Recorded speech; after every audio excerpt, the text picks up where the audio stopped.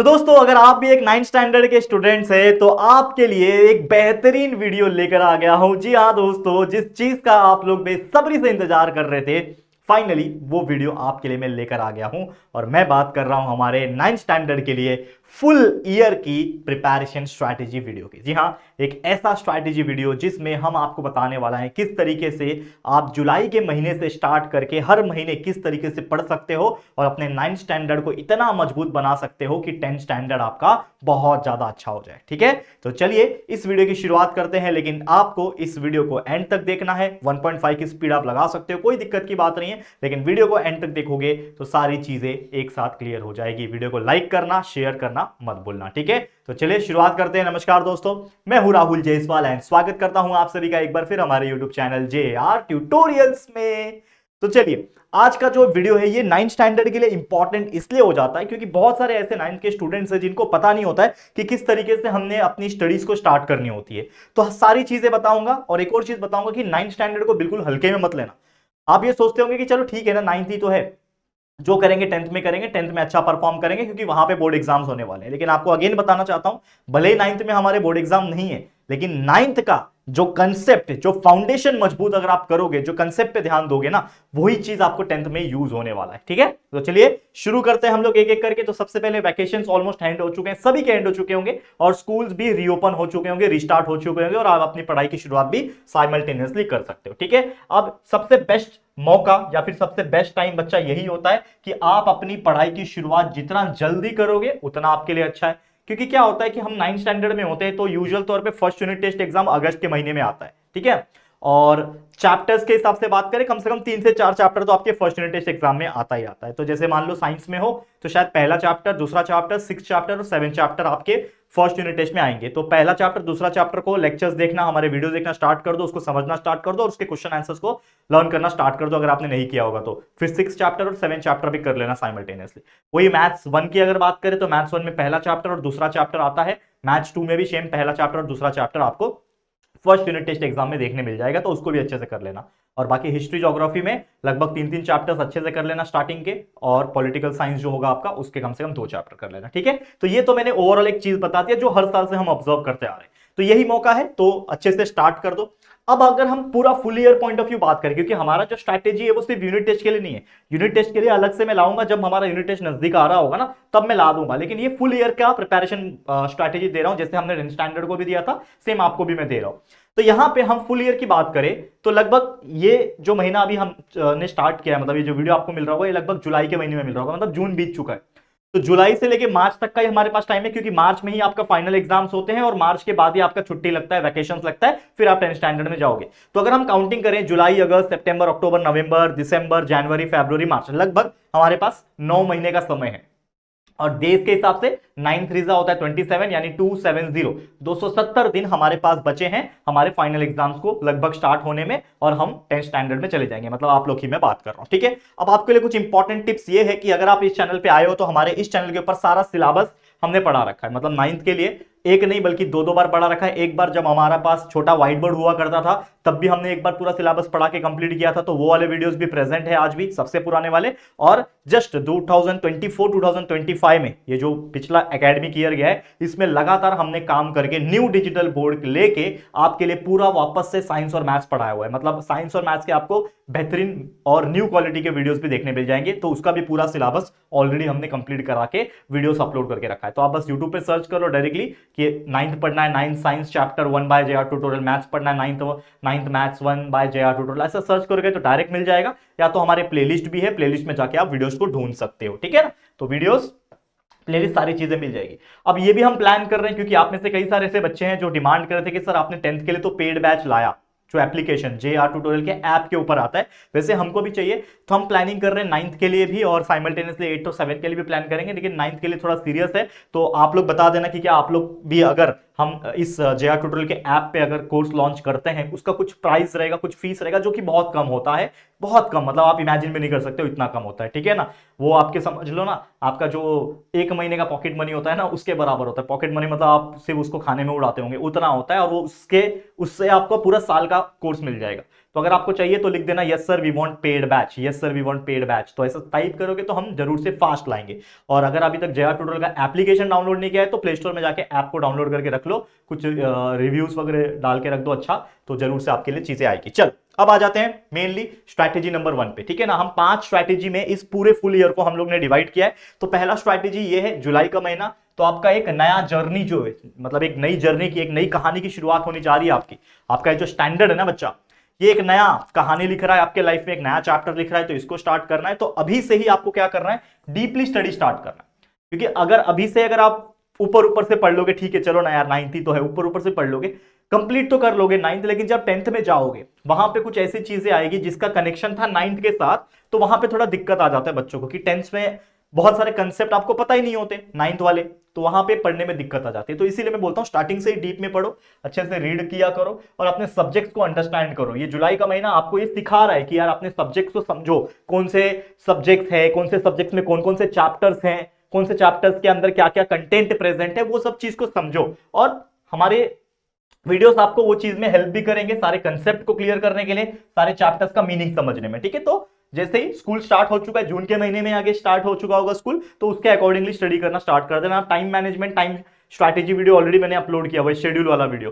तो हमने तो एक नॉर्मलाइज किया था कि हाँ इतने बजे स्कूल जाना है, लेकिन आप अपने हिसाब से डिजाइन करना, क्योंकि हो सकता है आपका स्कूल का टाइमिंग अलग हो, तो स्कूल के हिसाब से या फिर कहीं क्लासेस जाते होंगे उसके हिसाब से टाइम शेड्यूल बना लो और उसके हिसाब से स्टडी करना स्टार्ट कर देना, ठीक है। अब हमारा मेन गोल फिलहाल में क्या है, सबसे पहला जो मेरा टारगेट है, जो मेरा गोल है, वो मेरे लिए क्या दिख रहा है मेरे आंख के सामने, वो है हमारा फर्स्ट यूनिट टेस्ट एग्जाम। इसमें हमें टॉप करना, ये हमारा पहला चैलेंज है।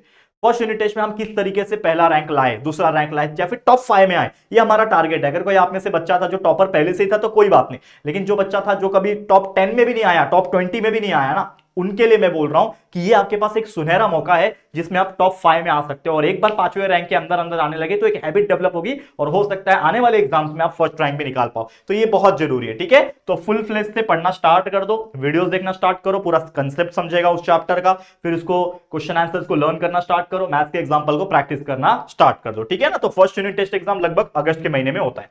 अब बात कर लेते हैं हमारा दूसरा स्ट्रैटेजी, पड़ाव नंबर 2, स्टेप नंबर 2, जो कि है अगस्त का महीना। तो अगस्त का महीना जैसे स्टार्ट हो जाएगा, तो जैसे मैंने बोला कि हमें फर्स्ट यूनिट टेस्ट के लिए पढ़ना है, तो क्वेश्चन के आंसर्स जो होते हैं ना एकदम रटारट याद करना स्टार्ट करो। अब रटारट क्यों बोल रहा हूं, चीजें जब समझी हुई होती है, आपको पता है Newton first law of motion क्या है, तो उसको याद करने में ज्यादा आसानी होती है। लेकिन अगर आपको पता ही नहीं है कंसेप्ट, आपने वीडियोस देखा नहीं है, कंसेप्ट क्लियर नहीं है, पता ही नहीं है Newton first law, second law, third law क्या होता है, आपको पता ही नहीं है वर्क एंड एनर्जी में क्या है, बाय पोटेंशियल एनर्जी क्या होता है, काइनेटिक एनर्जी क्या होता है, तो आप बस उस क्वेश्चन के आंसर को रट्टा मारने लग जाओगे, तो यार याद तो हो जाएगा, कोई प्रॉब्लम नहीं, लेकिन कुछ टाइम बाद भूल जाओगे क्योंकि उसका कंसेप्ट नहीं पता। तो कहने का मतलब क्या है, पहले कंसेप्ट समझो पूरा अच्छी तरीके से, फिर उसके क्वेश्चन को अच्छे से याद करो। जहां पे भी जरूरत पड़े हेल्प की तो हमारे वीडियोस आप देख सकते हो, ठीक है।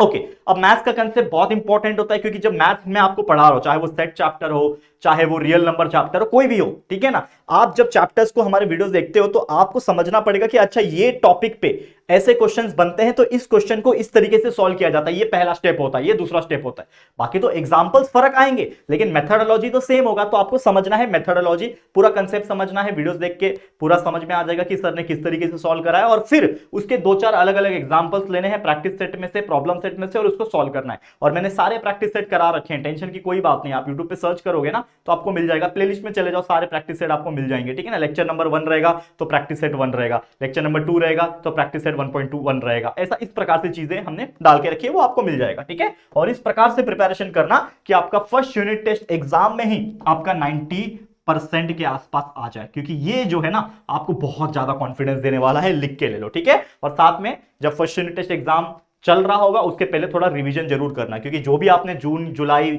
अगस्त के महीने में जो भी पढ़ा होगा ना वो तभी काम आएगा जब आपने अच्छे से रिवीजन किया होगा। तो रिवीजन भी बहुत इंपॉर्टेंट है, ये भूलना मत, और मैथ्स के एग्जांपल को प्रैक्टिस करना बहुत इंपॉर्टेंट है। यहां पे हमारा अगस्त का महीना खत्म हो गया, समझ लो फर्स्ट यूनिट टेस्ट का जो क्राइटेरिया था वो दिमाग से निकल गया। ओके अब आगे बढ़ जाएंगे हम लोग नेक्स्ट आ जाएगा स्ट्रैटेजी नंबर 3 जो कि है सितंबर का महीना। अब सितंबर महीने में जब आ जाओगे तो आपके सामने जो अगला टारगेट रहेगा वो आपका रहेगा मिड टर्म एग्जाम, जो कि लगभग अक्टूबर एंडिंग या फिर नवंबर के आसपास होगा, जब दिवाली होती है उसके आसपास ही होता है। ठीक है, तो हमारा मिड टर्म एग्जाम टारगेट है, तो उसके लिए भी मेमोराइज करना, यानी चीजों को समझना, याद करना, कंसेप्ट समझना, वीडियोस देखना, क्वेश्चन आंसर याद करना सितंबर के महीने से शुरू कर देना। सितंबर के महीने में थोड़ी बहुत छुट्टियां आ जाती है, जैसे गणेश उत्सव आ जाता है, तो थोड़ा बहुत छुट्टियां आएगी, लेकिन उसको भी यूटिलाइज करना है और थोड़ा मजा मस्ती भी करना है, कोई दिक्कत की बात नहीं है। सेम अप्लाई होता है मैथ्स में, कंसेप्ट समझो, वीडियोस देखो, एग्जाम्पल को प्रैक्टिस, जितना एग्जाम्पल प्रैक्टिस करोगे उतना अच्छा। अक्टूबर का महीना आएगा, एक प्लानिंग रेडी कर लेना, आपका टारगेट क्या है आपके मिड टर्म एग्जाम के लिए, उसको अच्छे से प्लानिंग कर लेना कि मेरा कितना पढ़ के हो गया, अच्छा मेरा इतना पढ़ के हो गया तो मेरे को तो लग रहा है कि मैं 80 निकाल सकता हूं, 90 निकाल सकता हूं, तो उसके हिसाब से टारगेट बनाओ और उसके हिसाब से स्टडी करना स्टार्ट कर दो। और फिर आ जाता है वैकेशन का महीना, जो कि होता है लगभग नवंबर का महीना। इसमें मिड टर्म एग्जाम्स हो जाएंगे, या तो अक्टूबर एंडिंग में भी हो सकता है क्योंकि कैलेंडर चेंज होता रहता है, करेक्ट, हर साल का, तो अक्टूबर एंडिंग में हो या फिर नवंबर के स्टार्टिंग में हो, जो भी होगा मिड टर्म एग्जाम्स अच्छे से देना है, टारगेट करना है इसमें भी कि 90+% निकालूं मैं, और फिर दिवाली वैकेशन हो जाएगी। अब दिवाली वैकेशन को एंजॉय करो, कोई दिक्कत की बात नहीं है, लेकिन यही तो एक मौका है ना कि मान लो कि आपके दिवाली वैकेशन के लिए 15 दिन आपको छुट्टी मिला है, अगर तो ये क्या 15 दिन का 15 दिन अगर आप खेल कूदोगे, सब कुछ करोगे, तो क्या बोर नहीं हो जाओगे? हो जाओगे। तो एटलीस्ट कोशिश करना कि इसका 50% मतलब 7 से 8 दिन जो है ना वो थोड़ा स्टडी को दे देना, ताकि जब इसके अंदर वैकेशन के अंदर जब आप स्टडी कर लेते हो वो भी अगले टारगेट के लिए, और अगला टारगेट क्या होगा आपका मिड टर्म एग्जाम के बाद, जो कि होगा आपका यूनिट टेस्ट। कौन सा वाला? Second unit test. और सेकंड यूनिट टेस्ट में कौन से चैप्टर्स आएंगे? जो ऑलरेडी आ चुके हैं उसके अगले वाले चैप्टर्स, तो वो प्रिपरेशन करना, उसके लेक्चर्स देखना, एटलीस्ट समझ के रखना, वो सब स्टार्ट कर देना है इस दिवाली वैकेशन में। यानी आपको क्या करना है, यूटिलाइज करना है अपने वैकेशन को और थोड़ा स्टडी कर लेना है हार्ड तरीके से, ताकि आपका ये 9th मजबूत हो जाए, फाउंडेशन मजबूत हो जाए। पूरी दुनिया खेल कूद सोने में बिजी होगी और आप जग के पढ़ाई कर रहे होंगे, आप उनसे आगे निकल रहे होंगे। और यही चीज है क्योंकि दुनिया देखो बहुत बहुत पॉपुलेशन हो गया है, ठीक है ना। लोग बोलते हैं ना कि लाइफ इज ए रेस, भाई गलत नहीं है, सही डायलॉग है, लाइफ एक रेस है। अगर आप उस चीज को पाना चाहते हो, उसमें 10 सीट ही है। मान लो एक कंपनी है, उसमें इंजीनियर्स की नौकरी चाहिए, लेकिन 10 लोग ही काम कर सकते हैं, और इंजीनियर्स कितने हैं मार्केट में? सोचो कितने लोग हैं, हर गली में जाओगे एक इंजीनियर निकलेगा, ठीक है। तो 10 सीट के लिए 500 इंजीनियर आएंगे, तो मिलेगा तो सिर्फ 10 को ही ना। तो वो 10 सीट आपको मिले, इसके लिए आपको मेहनत करना पड़ेगा उसके जाने के लिए, और थोड़ा रेस में आगे भागना पड़ेगा, और वही चीज मैं आपको सिखा रहा हूं, ठीक है। नेक्स्ट अगर मैं बात कर लूं आगे, जो कि हमारा चौथा नंबर का स्ट्रैटेजी, दिसंबर का महीना, बहुत इंपॉर्टेंट महीना। क्यों? क्योंकि इसमें आपको लर्न करना है और मिड टर्म एग्जाम्स के बाद का जो सिलेबस है उसको पूरा टारगेट कंप्लीट करके सेकंड यूनिट टेस्ट के लिए पढ़ाई करना है, जैसे मैंने बोला। जैसे दिसंबर कंप्लीट हो जाएगा, जनवरी का महीना आएगा, और इसी में लगभग जनवरी के महीने में ही आपका सेकंड यूनिट टेस्ट एग्जाम होगा। तो कोशिश ये करना है कि जनवरी तक आप लोग का जो भी कंसेप्ट है, सिलेबस है, लर्निंग है, प्रैक्टिस सेट है, एक मैथ्स के एग्जांपल्स है, इंग्लिश हिंदी मराठी है, जो भी है, ये सारी चीजें सेकंड यूनिट टेस्ट का सिलेबस का पूरा कंप्लीट कर लेना है जनवरी खत्म होते होते, और अच्छे से सेकंड यूनिट टेस्ट दे देना है। फिर आ जाएगा आपका पांचवा और आखिरी स्ट्रैटेजी, जो कि होगा फरवरी महीने के लिए, और इसमें हमारा फुल फोकस रहेगा फाइनल एग्जाम्स के लिए। तो फाइनल एग्जाम्स में जैसा भी आए, कुछ कुछ स्कूल्स में लगभग फुल सिलेबस दे देते हैं, कुछ कुछ में लगभग 50% ज्यादा सिलेबस देते हैं, और कुछ कुछ में कम देते हैं। तो जो भी सिलेबस है अपने टीचर से डिस्कस करके, सिलेबस एक बार मिल गया, फिर फोकस कर लेना है फाइनल एग्जाम्स में, जितना हो सके लर्निंग करना है। जहां अटक रहे हो, जो भी दिक्कत है, कंसेप्ट चाहिए, पूरा वीडियोस हमारा अवेलेबल करके रखा हुआ है, और बहुत सारी चीजें और भी तो आएगी ना आपके लिए, ठीक है, वो सब चीज मिलेगा। लास्ट मोमेंट में तो हम आपके लिए लाइव रिवीजन भी कराते हैं, पिछले साल भी कराया था थोड़े बहुत, इस साल भी मिलेगा। और फिर फाइनली मार्च का महीना आ जाएगा, इसमें एकदम हार्डकोर रिवीजन कर देना, इतना ऐसा रिवीजन करना कि जो भी पढ़ा हुआ चीजें हैं अप टू फरवरी महीने तक वो सारी चीजें रिकॉल हो जाए। मैथ्स के एग्जांपल प्रैक्टिस कर लेना, इंग्लिश हिंदी मराठी के कुछ ग्रामर्स एंड राइटिंग स्किल्स को देख लेना। हमने पूरा इंग्लिश हिंदी मराठी के ग्रामर राइटिंग स्किल्स के वीडियोस और प्लेलिस्ट भी बना रखा है, वो आपको बहुत ज्यादा हेल्प करेगा। हमारे यूट्यूब पे सारी चीजें अवेलेबल है, ठीक है। तो बस मेरी तरफ से बोलना चाहूंगा all the very best to all my 9 students, और ये 9th को ऐसा यूटिलाइज करो, ऐसा यूटिलाइज करो कि 10वीं आपका अभी से मजबूत हो जाए, और फिर मुलाकात होगी आपके साथ 10वीं में ना, फिर फाड़ेंगे 10वीं को, और बोर्ड एग्जाम की तो ऐसी की तैसी करेंगे, ठीक है। तो क्या आप मेरा साथ दोगे? अगले साल का टारगेट है 10वीं के लिए, तो इस साल मेहनत करना है 9वीं में ही, और मैं आपके साथ हूं, टेंशन बिल्कुल मत लेना। क्या आप मेरा साथ दोगे इस जर्नी में? जरूर से देना। आज के लिए इतना ही, इसी के साथ इस वीडियो को एंड करता हूं, और उम्मीद करता हूं ये वीडियो आपके लिए बहुत ज्यादा हेल्पफुल रहा होगा। तो ये वीडियो आपको पसंद आया है, अच्छा लगा है, तो प्लीज वीडियो को लाइक कर देना है, शेयर करना अपने सभी दोस्तों के साथ, और अगर पहली बार आए हो चैनल पे, अभी तक चैनल को सब्सक्राइब नहीं किया है, तो फटाफट से हमारे चैनल को सब्सक्राइब करके बेल आइकन को प्रेस कर देना, ठीक है दोस्तों। चलो फिर जल्दी मिलेंगे एक और नई वीडियो में, तब तक के लिए thank you and good bye.